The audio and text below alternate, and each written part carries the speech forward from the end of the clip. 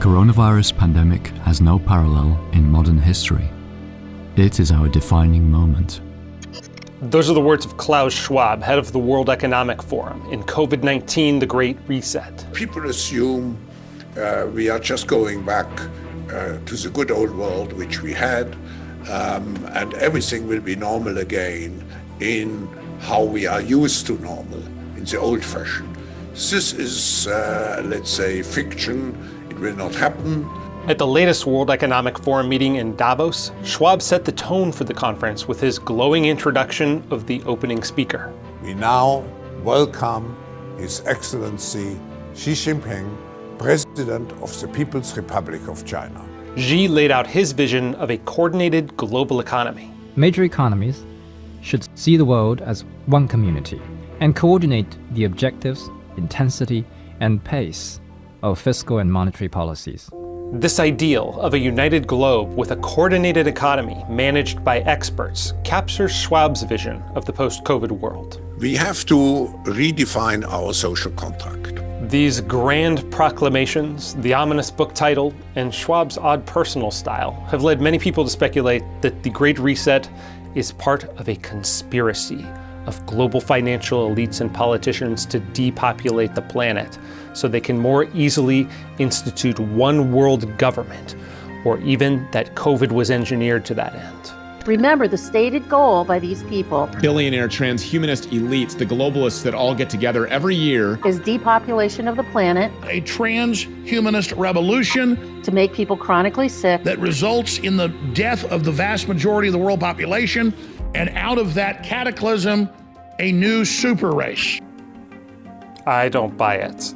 Imagine the amount of coordination and airtight secrecy needed for these kinds of far-reaching conspiracies of global domination to succeed. They'd be exposed and fall apart, especially in the age of the internet.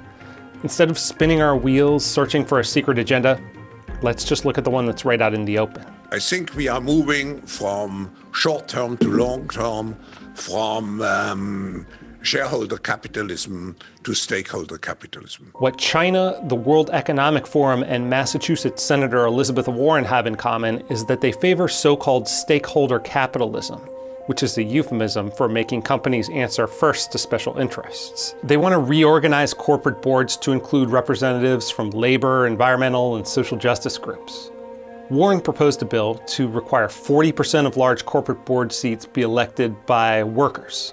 In China, the state simply owns or controls a majority stake in most of the country's largest firms. The World Economic Forum and many state leaders believe global coordination and global governance is essential to manage global problems, climate change, international financial instability, and future pandemics. A crucial flaw in Schwab's Great Reset is that it puts too much faith in the ability of governments to re-engineer society in a way that better serves the needs and desires of all citizens. He wants a rethinking of capitalism that escapes the tyranny of GDP growth, so that companies create goods and services for the common good, instead of maximizing profits. The phrase common good points to his fundamental misunderstanding of capitalism, which is nothing new. Central planners were using this idea to maximize their own power at the expense of individual freedom back in the 1940s, when Nobel Prize-winning economist F.A. Hayek wrote The Road to Serfdom, which would go on to sell over 2 million copies. The welfare and happiness of millions cannot be measured on a single scale of less and more, Hayek writes, and depends on a great many things that can be provided in an infinite variety of combinations. Every single one of the billions of people who populate this planet have unique goals and desires that are impossible to reduce to a unified whole, whether that's GDP or whatever supposedly holistic metric that WEF wants to replace it with. Profits are a signal to entrepreneurs that they are satisfying the disparate needs of their customers. One of the great lessons of the past 5 centuries in Europe and America is this: acute crises contribute to boosting the power of the state. It's always been the case, and there is no reason why it should be different with the COVID-19 pandemic. Schwab is right that the war is the health of the state, as the writer Randolph Bourne once put it.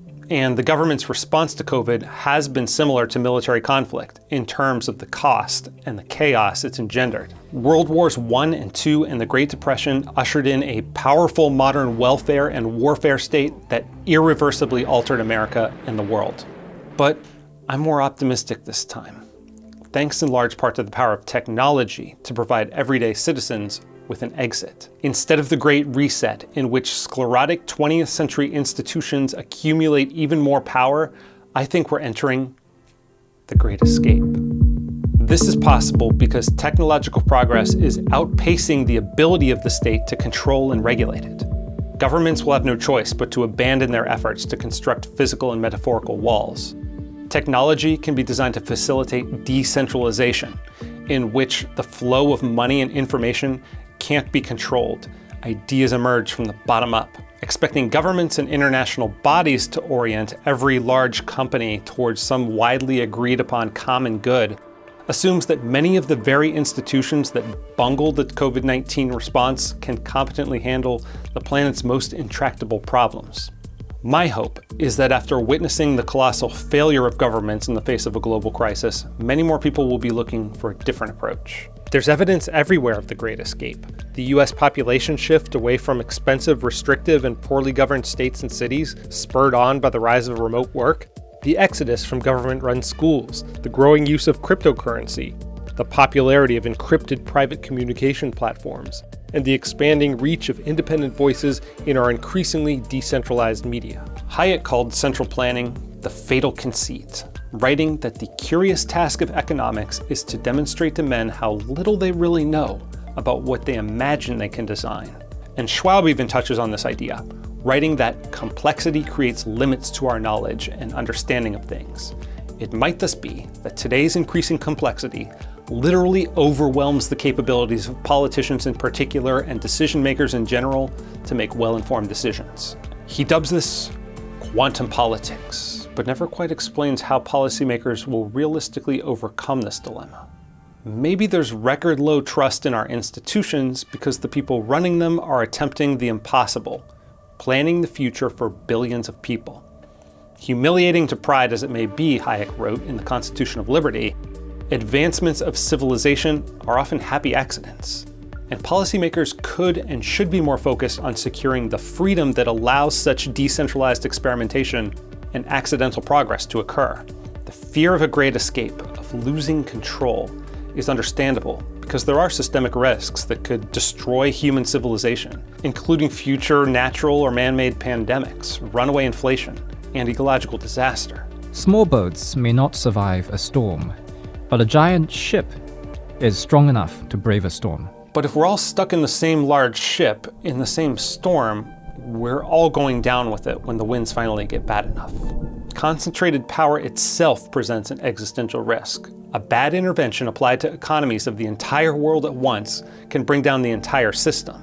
But the distributed power and humble trial and error of markets and decentralized governance brings progress in fits and starts with less risk of total ruin. What Schwab, Xi, and central planners around the world miss is that when securing the rights of the individual comes first, the rest tends to follow. The Great Escape from the 20th century is underway, and there might be nothing they can do to stop it.